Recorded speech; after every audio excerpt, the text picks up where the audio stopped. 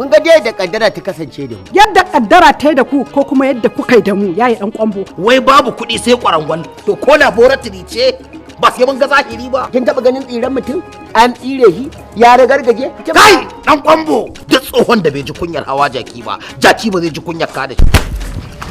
Ai ka ga jakin ya ka da kai ai. Yan wahala yan rainin hankali. Me zazzabi daban mai shan magani daban. Hajiya Azima yau kuma ke ce haka a kaba ina Hajiya ta ni din. Ai Alhaji ba karamin da can mata yi ba. Ni fara wannan ga Alhaji cikin fara a irin wannan hana mata lokaci. Irin ta talle man nan ta samu wallahi ta tallafi nan din Alhaji. Ka san irin jariri ya samu budin boti din na an bai. Kai taska. To sai Azima sai kuma aka zo mana bikin ne? Wallahi ki shirya kin taro babban match a cikin gidan nan Junaidiya.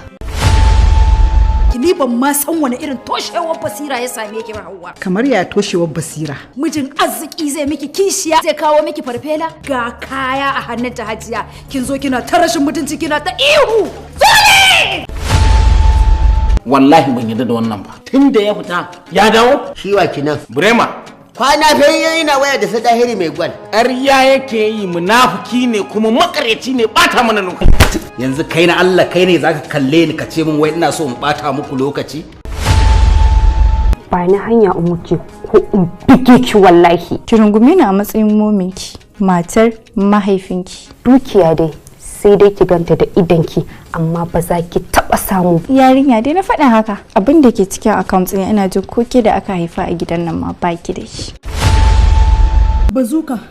Ya dan kuma ku duba mu tashin hankali da zai Wannan bal din mu ne.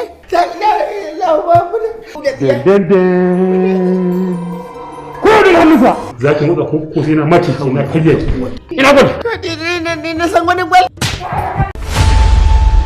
Ka san wannan wata irin fura ce yau na dama maka? Wallahi sai kin faɗa wani. Sunanta Basarakiyar fura. Hani.